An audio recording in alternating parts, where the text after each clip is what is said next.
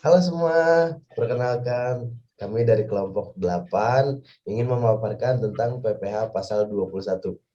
Nah, sebelum kami memaparkan materi yang kami sediakan, izinkan kami memperkenalkan diri kami masing-masing.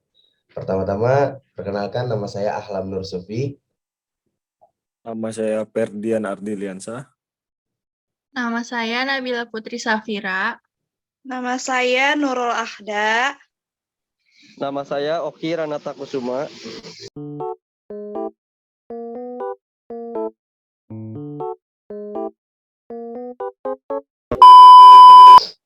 Oke, PPH pasal 21. PPH pasal 21 atau pajak penghasilan pasal 21 merupakan jenis pajak yang dikenakan terhadap penghasilan yang berupa gaji, upah, honorarium, tunjangan dan pembayaran lainnya yang diterima oleh pegawai dan bukan pegawai, juga mantan pegawai dan penerima pesangon dan lain sebagainya. Untuk PPH pasal 21, dasar pengenaan dan pemotongan PPH pasal 21 itu ada 4 untuk dasar-dasar pengenaannya. Untuk yang pertama itu ada penerima penghasilan kena pajak, di antaranya itu adalah pegawai tetap, penerima pensiun berkala, pegawai tidak tetap dengan penghasilan per bulan sekitar 4,5 juta, dan yang keempat bukan pegawai. Untuk PPH pasal 21, selain dasar pengenaan dan pemotongan, perhitungan PPH 21 juga didasarkan atas penghasilan tidak kena pajak atau PTKP. Dan PTKP itu sendiri telah diatur dalam pasal 7 Undang-Undang Nomor 7 Tahun 1983 tentang pajak penghasilan, sebagaimana telah diubah terakhir dengan Undang-Undang Nomor 36 Tahun 2008 tentang perubahan keempat atas Undang-Undang Nomor 7 Tahun 1983 tentang pajak penghasilan. PTKP pada dasarnya merupakan pengurangan penghasilan neto bagi wajib pajak orang pribadi dalam menentukan besarannya. PTKP sendiri ditentukan berdasarkan keadaan 1 Januari dari tahun pajak yang bersangkutan. PTKP adalah besarnya penghasilan yang menjadi batasan tidak kena pajak bagi wajib pajak orang pribadi. Ini berarti apabila penghasilan neto wajib pajak orang pribadi yang menjalankan usaha dan atau pekerjaan bebas jumlahnya di bawah PTKP tidak akan dikenakan pajak penghasilan pasal 25 atau 29.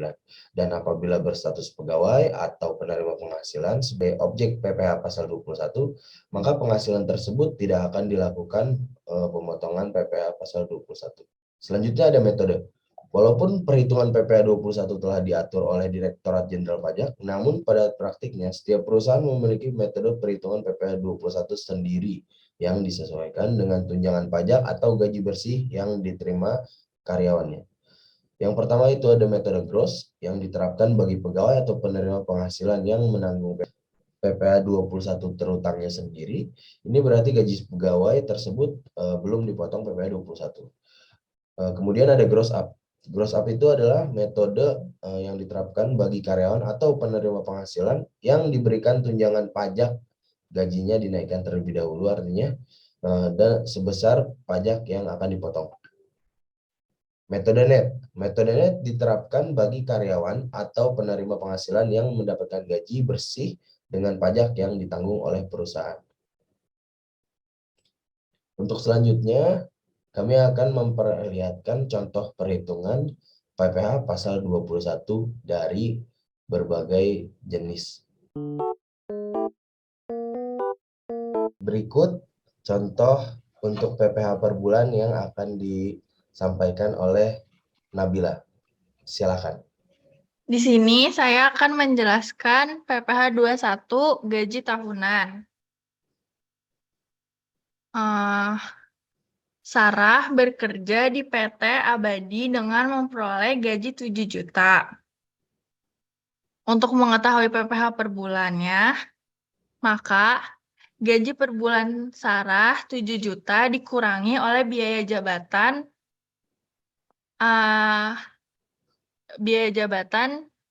dulu salah nggak sih gue? Lanjut aja nggak apa-apa langsung. Oh, Nanti lanjut kan aja. bisa di-crop. Iya.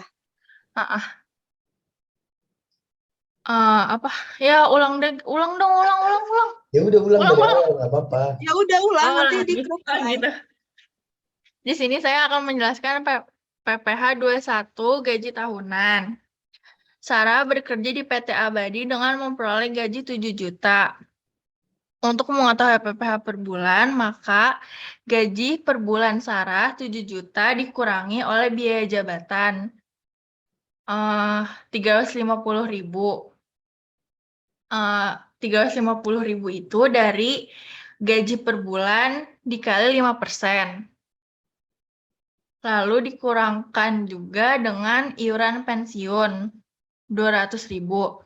Jadi total dari 350.000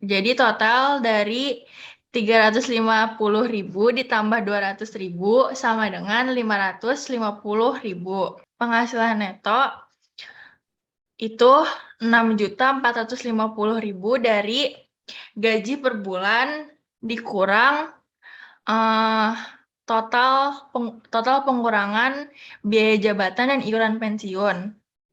Hasilnya 6.450.000.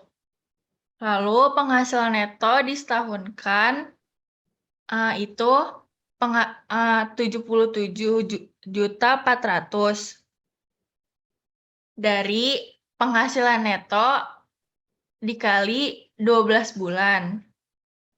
PTKP itu sendiri, di mana Sarah Sarah belum menikah.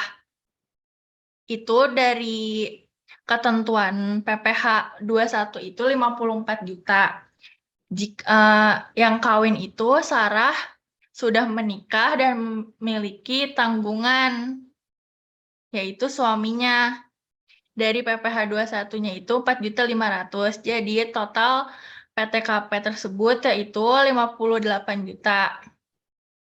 Dari 54 juta ditambah 4.500.000.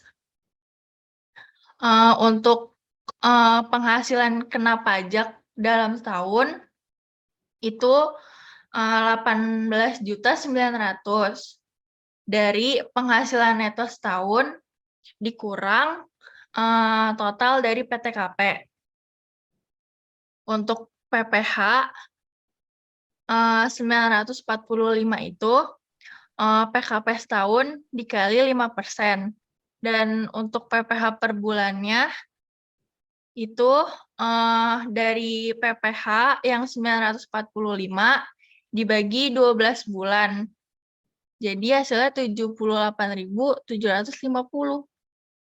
Baik, terima kasih Nabila sudah menjelaskan mengenai PPh per bulan.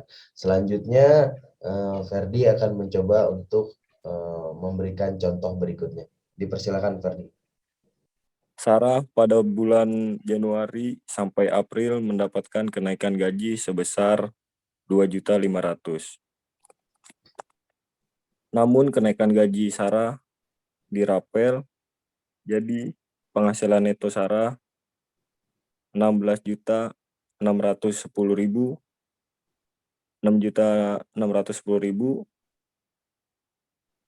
itu total dari gaji kenaikan ditambah gaji per bulan Sarah dikurang dari pengurangan, yaitu biaya jabatan sebesar 190.000 ditambah tunjangan hari tua. Selanjutnya, penghasilan kena pajak PTKP Sarah totalnya 58.500.000. Itu Sarah sudah menikah tapi belum mempunyai anak. PTKP Sarah 140.820.000 itu hasil dari penghasilan neto setahun dikurang total PTKP. Jadi 199.320 dikurang 58.500. Hasilnya PTKP 140.820.000. PPh 5% yaitu 3 juta, itu 3 juta hasil dari 60 juta dikali 5%. Lalu di bawahnya 12.123.000. 12.123.000 itu hasil dari 140.820 dikurangi 60 juta dikali 15%. Hasilnya 12.123.000. Total PPH 15.123.000 itu hasil dari 3 juta ditambah 12.123.000. Lalu ada PPH per bulan ada rapel, yaitu 1.260.250. Itu total PPH dibagi 12. Lalu ada PPH normal, yaitu 40.750. Itu PPH per bulan. Lalu di bawahnya ada PPH atas rapel, yaitu sebesar 1.219.500. Itu hasil dari PPH per bulan ada rapel dikurangi PPH atas rapel. Sekian yang dapat saya jelaskan tentang gaji setahun Sarah ada rapel. Baik, terima kasih Bapak Ferdi sudah menjelaskan mengenai PPH bila ada rapel tadi. Jadi ada kenaikan gaji pada bulan Januari sampai dengan April. Lalu selanjutnya salah satu rekan saya, Nurul Ahda, ingin memberikan contoh lain mengenai lanjutan dari Ferdi. Silakan Ahda. Baik, terima kasih. Ya, baik, terima kasih Bang Ahlam. Lalu di sini saya akan menjelaskan sesudah kenaikan gaji pada bulan Mei. Gaji pada bulan Mei 9.500.000 dari gaji per bulan 7 juta ditambahkan dengan kenaikan gaji 2.500.000, hasilnya 9.500.000. Lalu untuk mengetahui penghasilan si Sarah sesudah kenaikan gaji pada bulan Mei dikurangi dengan biaya jabatan 475.000 dari gaji per bulan dikalikan 5%. Lalu untuk mengetahui penghasilan Sarah sesudah kenaikan gaji pada bulan Mei dikurangi dengan biaya jabatan dan iuran pensiun, yaitu biaya jabatan 475.000 dari penghasilan gaji bulan Mei 9.500.000 dikali 5% hasilnya adalah 475.000. Dan untuk iuran pensiun itu sudah sesuai yaitu 200.000. Lalu dijumlahkan biaya jabatan dan biaya pensiun hasilnya adalah 675.000. Lalu penghasilan neto disetahunkan dapatlah terhitung penghasilan neto per bulan 8.825.000. Dari mana 8.825.000? Yaitu dari penghasilan gaji pada bulan Mei dikurangi dengan pengurangan biaya jabatan dan iuran pensiun. Hasil totalnya 8.825.000. Lalu penghasilan neto dalam setahun 105.900.000. Jadi penghasilan neto dalam setahun 105.900.000 itu dari penghasilan neto 8.825 dikalikan 12 bulan. Hasilnya 105.900.000.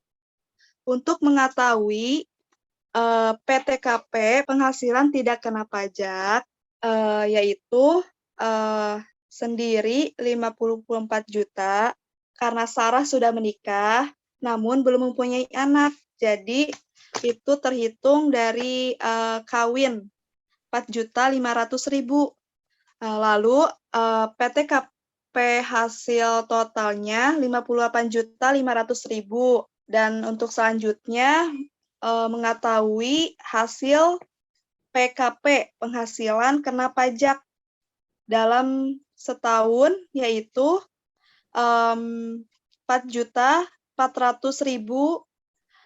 yaitu dari penghasilan neto setahun dikurangi biaya total PTKP.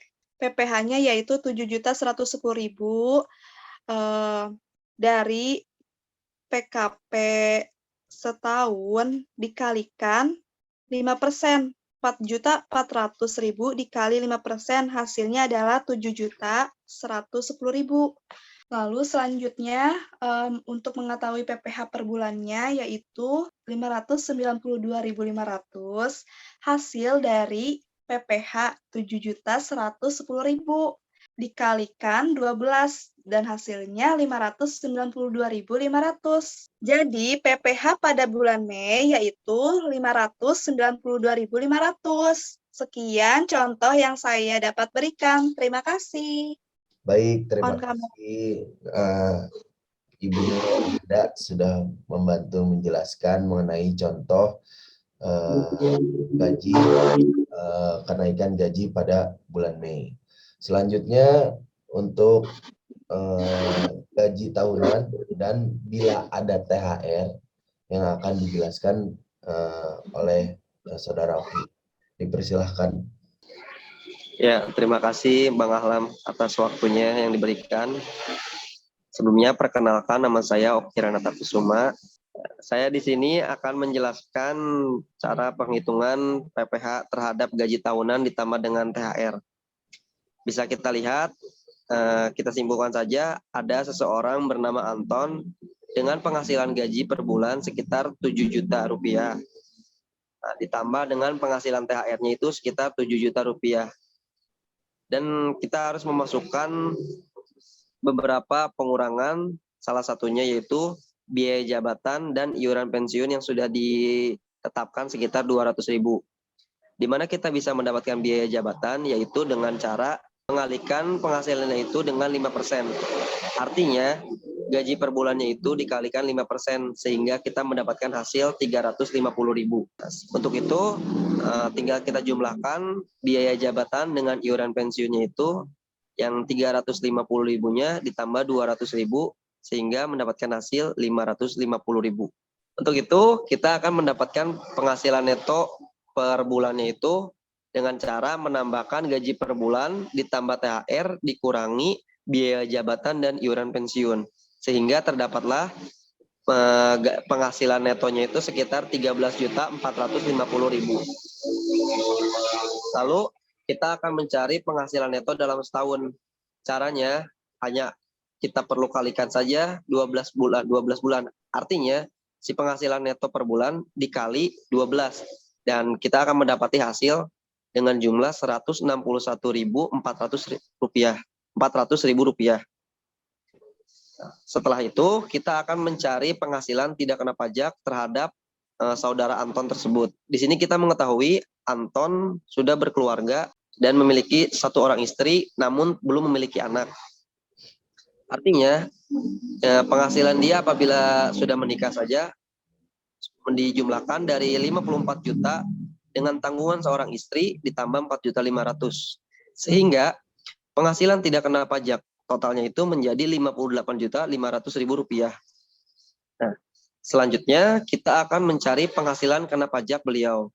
Di sini kita bisa lihat penghasilan kena pajak setahunnya itu dengan cara penghasilan neto setahun dikurangi penghasilan tidak kena pajak dari saudara Anton tersebut. Didapati hasilnya dengan jumlah 102.900.000 rupiah. Pertama, yang akan kita cari ada di lapisan pertama, yaitu PPh 5%, karena penghasilan kena pajak setahunnya itu mencapai lebih dari 60. Kita akan menggunakan sekitar 2 lapisan, karena penghasilannya itu mencapai lebih dari 60 juga. Di sini kita bisa lihat PPh-nya itu dengan cara yang lapisan pertama dikalikan 5%. Kenapa 60 juta? Karena di lapisan pertama maksimal pengaliannya itu atau perkalian nominal uangnya itu sekitar 60 juta. Tinggal kita kalikan PPh 5% dikali 60 juta. Didapati hasilnya 3 juta. Lalu ada di lapisan kedua, yaitu PPh 15%. Caranya untuk mendapatkan pengalian yang menggunakan 15%, yaitu 102.900-nya itu dikurangi dulu 60 juta. Artinya setelah dikurangi mendapati hasil 42.900.000 rupiah. Nah, setelahnya kita tinggal kalikan saja PPh 15% dikalikan 42.900. Mendapati hasilnya 6.435.000 rupiah. Lalu kita tinggal jumlahkan saja total PPh-nya. Dari 3 juta ditambah 6.435.000 rupiah, didapati hasilnya 9.435.000 rupiah. Nah, selanjutnya kita akan mencari PPh per bulan dari adanya THR. Caranya mudah, hanya kita tinggal membagi total PPh dari hasil tadi itu dibagi dengan 12 bulan. Artinya akan mendapati nominal PPh per bulannya itu ada THR itu sekitar 786.250 rupiah. Lalu kita akan mencari PPh normal. PPh normal itu ada di penjelasan tadi yang pertama dari teman kita dengan total 40.750 rupiah. Nah, di sini akan kita temukanlah PPh atas THR. Caranya mengurangi dari PPh per bulan ada THR dengan PPh normal. Nah, didapati jumlahnya 745.500 rupiah. Sekian mungkin yang bisa saya jelaskan, kurang lebihnya mohon maaf. Billahi taufik wal hidayah. Wassalamualaikum warahmatullahi wabarakatuh. Baik, terima kasih Saudara Oki sudah bantu menjelaskan mengenai gaji tahunan bila ada penambahan THR. Dan selanjutnya, karena sudah lumayan banyak nih contoh-contohnya yang diberikan dari teman-teman saya, semoga semua yang nonton video ini dapat mengerti apa yang telah dijelaskan tadi oleh teman-teman saya. Dan saya cukupi saja untuk video kali ini, semoga bermanfaat dan bisa diaplikasikan pada kehidupan kita masing-masing. Kurang lebihnya mohon maaf. Billahi taufiq wal hidayah. Assalamualaikum warahmatullahi wabarakatuh.